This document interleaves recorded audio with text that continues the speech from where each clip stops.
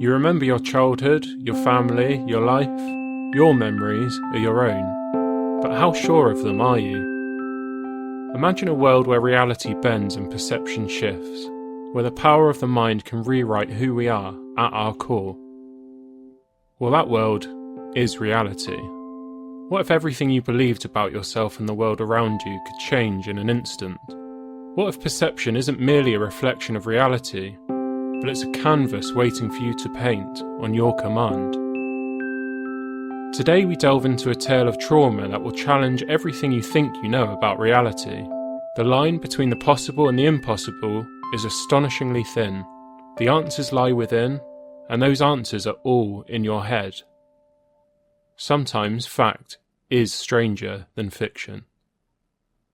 Welcome to Mysteries Retold.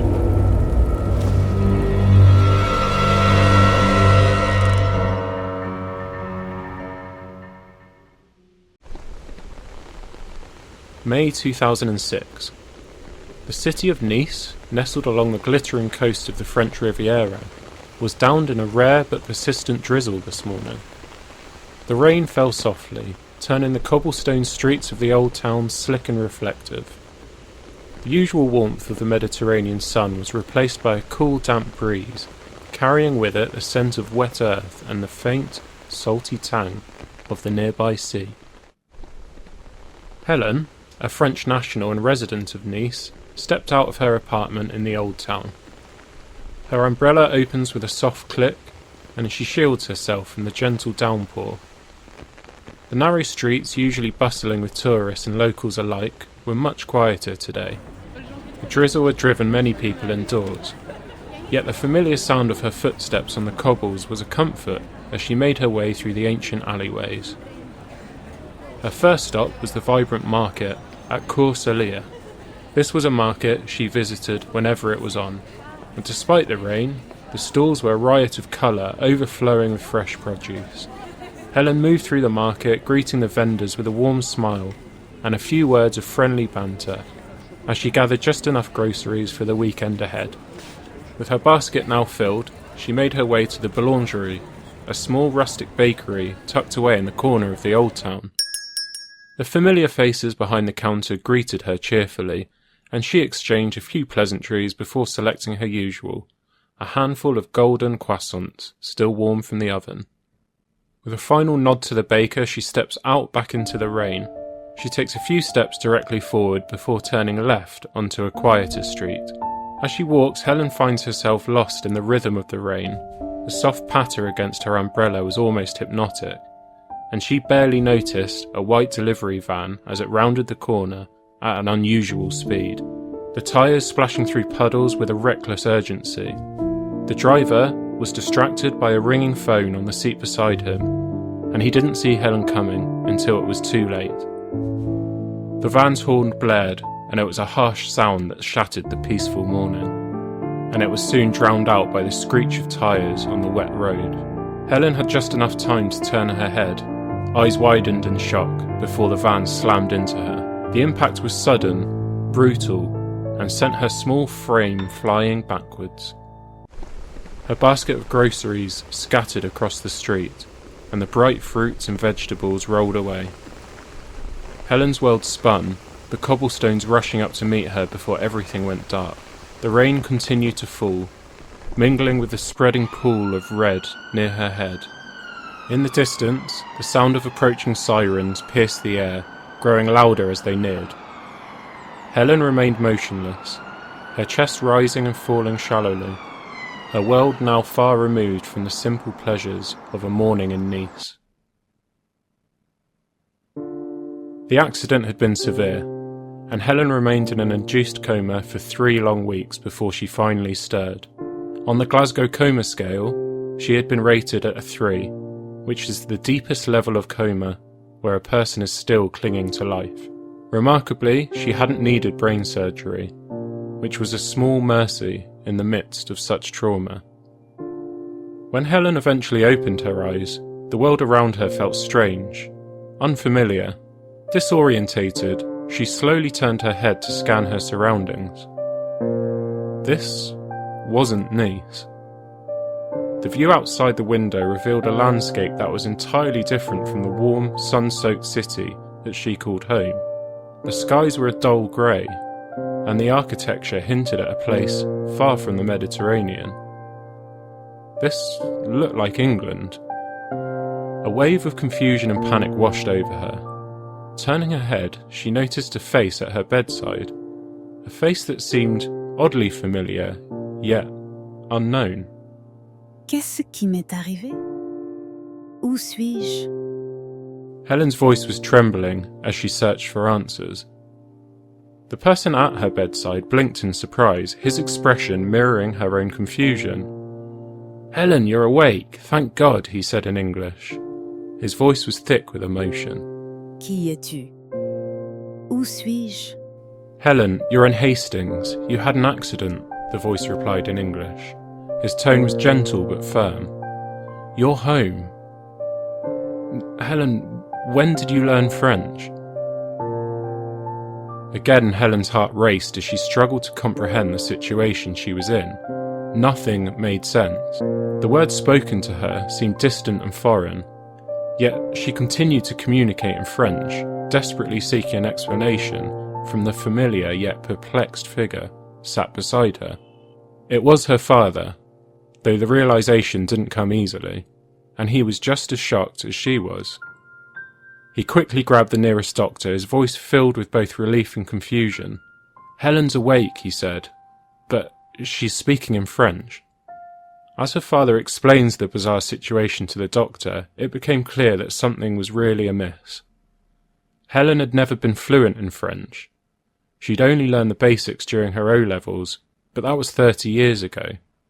And she'd never even visited France, but here she was speaking fluent French with a thick, unmistakable accent, as if she'd lived there her entire life. The situation in the hospital was one of bewilderment and concern. No one could quite understand how Helen, a woman who'd lived her entire life in England, was now speaking fluent French. Despite the confusion, there was one undeniable relief, and that was Helen was alive. The doctors knew that communication would be key to her recovery, so they did their best to converse with her in French.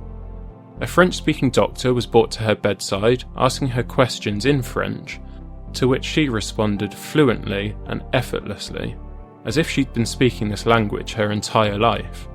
For several weeks the medical team continued in this vein, trying to understand the extent of Helen's condition.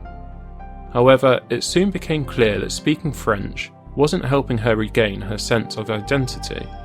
The decision was made to revert back to English. Posters were even put up in her room, reminding staff and visitors to only speak to her in English. Helen's rehabilitation was slow and arduous. It wasn't just about healing her physical injuries. She had to relearn English and confront the reality of her life. The truth is staggering. Helen had never been to France. She'd never been fluent in French, and had never even had a particular interest in visiting the country, despite some vague talk in the past about her family's French ancestry. Her home was Hastings, a seaside town in East Sussex on the south coast of England. This was the life she'd always known. Doctors eventually diagnosed Helen with a rare condition called foreign accent syndrome or foreign language syndrome, typically characterised by individuals waking up from a coma speaking in a different accent or language. But Helen's case was extraordinary. She wasn't just speaking with a different accent, she was speaking fluent French, and she maintained this for weeks on end. 6 months before the accident, Helen had directed a Gilbert and Sullivan opera, and in an effort to reach the Helen they knew, 2 of her friends visited the hospital and played her tunes from Gilbert and Sullivan. The music seemed to stir something deep within her. Her heart rate quickened with the music that was played and calmed when it stopped. Visitors kept a book to note any progress, recording moments when Helen said an English word or smiled. Her father remained determined to reconnect with her and sang her nursery rhymes. One day, when he sang 1, 2, 3, 4, 5, Helen responded with, "Once I caught a fish alive." It was a small but significant milestone and a glimmer of hope that her English was returning. Helen spent a couple of months in her local hospital before being transferred to a brain rehabilitation centre, where she stayed for about a year. The road to recovery was long and challenging. She had to relearn almost everything, even how to breathe on her own. Eventually she returns home, where she was cared for by professionals. Although she never married or had children, she found comfort in familiar things, like books from her childhood. Charlotte's Web became a particular favourite as she tried to reconnect with her past. Before the accident, Helen had been an active woman, running 5.5 marathons. During her recovery, she found it painful to watch others jog, and a reminder of the life she once had that she can no longer fully reclaim. The brain damage she suffered in the same accident affected her spatial awareness, meaning that she'd never be 100% the same. Over time, Helen regained her ability to communicate in English, while her once inexplicable fluency in French gradually faded. She worked hard to piece together the life she had known before the accident, but some things had changed irreversibly. The day she was struck down by that van in Hastings, not Nice, had altered the course of her life forever. The brain is a remarkable tool. This story is based on the experiences of someone called Helen Russ, and although rare, there have been several high-profile cases of foreign accent syndrome, as well as dissociative disorders and fugue states. The brain has an extraordinary capacity to adapt or malfunction following a trauma. This can result in phenomena that can almost seem miraculous. Foreign accent syndrome is a rare neurological condition in which a person suddenly begins to speak with a different accent than their usual one. This happens after a traumatic event such as a stroke or brain injury, or in rarer cases severe migraines or psychological episodes. This condition is usually not about consciously adopting an accent, but in most cases involves changing the speech patterns due to alterations in brain function. Although cases like Helen's, where foreign tongue is spoken, is remarkable, and they do exist. Symptoms of brain trauma can be incredibly complex and difficult to comprehend, both for medical professionals and for individuals who experience them. This complexity underscores the immense power and mystery of the human brain. Our entire perception of reality, the way we interpret the world, our sense of identity, and even the language we speak, is a direct result of how our brain processes and presents information. When brain trauma occurs, it can disrupt these processes in unexpected ways, revealing just how fragile and malleable our perceptions truly are. Conditions like foreign accent syndrome illustrate this vividly.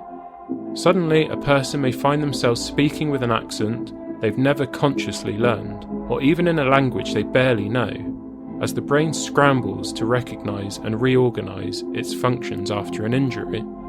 This shift isn't just an odd anomaly, it's a profound reminder that our reality is not fixed. It is constructed by our brain's intricate network of neurons, constantly interpreting and reinterpreting sensory inputs to create a coherent sense of self and world.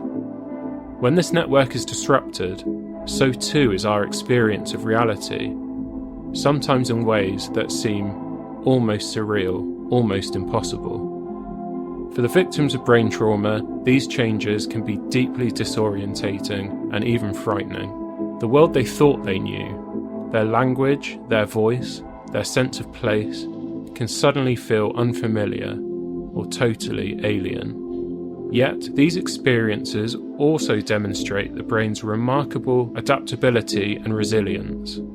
Even in the face of significant injury, the brain strives to make sense of its new circumstances, often creating new patterns of speech, thought, and perception as it heals itself. In this way, brain trauma reveals both the vulnerability and the extraordinary capacity of the human mind. It reminds us that our consciousness, our very sense of self, is not a static entity, but a dynamic process, constantly shaped and reshaped by the complex inner workings of the brain. As mentioned, cases like Helen's are rare, but well reported. To check some of them out and have a read. Every one is fascinating. To list a few, there's one about Ben McMahon. Ben was an Australian man from Melbourne. He was involved in a serious car accident that left him in a coma for over a week. When he regained consciousness, he found that he could speak fluent Mandarin. Now this is a language that he only studied briefly in school, and he was not proficient in it at all prior to the accident. Initially, he struggled to speak English and would automatically default to Mandarin when communicating. There's the case of Linda Walker in the UK. She was a British woman from Newcastle who developed a Jamaican-sounding accent after suffering a stroke. Prior to the stroke, she had no connection to Jamaican culture or language. There was the Michael Boatwright case in February 2013. Michael was found unconscious in a motel room in Palm Springs, California. When he woke up in hospital, he had no recollection of his life as an American, and insisted his name was Johan Ek. He spoke only in Swedish, a language he'd learned during his time in Sweden many years earlier, but he hadn't spoken it regularly for decades. Boatwright claimed to have no memory of his life as Michael Boatwright, including his family, friends, or how he even ended up in California. He identified only as Johan Ek and communicated primarily in Swedish, despite having lived most of his life in the United States. The story of Ansel Bourne is older, from 1887, but he was an American preacher and he experienced a famous case of a dissociative brain condition.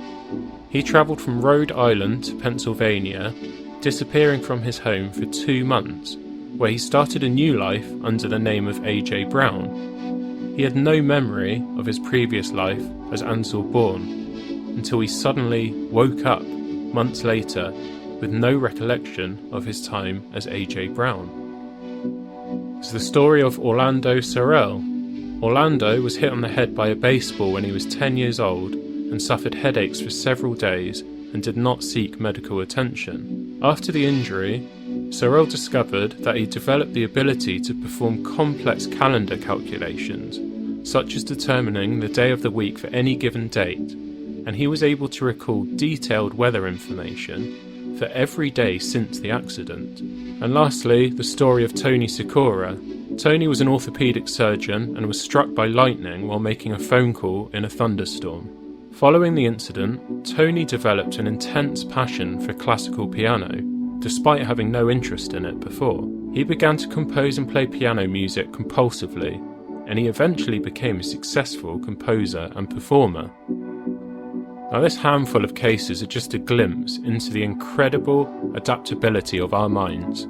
They reveal how our perception of the world, our experiences, and our emotional responses are entirely controlled by our brains. Now, if perception is so malleable, shaped uniquely by our minds, doesn't that suggest we have the potential to transform ourselves? Imagine having the power to redefine who you are, to learn anything, and to perceive our surroundings exactly as we wish. Rather than fearing these stories, let them inspire you. If our perceptions, knowledge, and experiences are indeed so fluid, then we too have the power to change ourselves, to live the life we envision, and to become who we aspire to be. After all, everything is in your head. Embrace this power and shape your reality. Thank you for watching another Mysteries Retold. Remember, if you enjoyed it, like, subscribe and hit the bell to be alerted when we drop our next story. In the meantime, open that door and open your mind. We'll see you next time.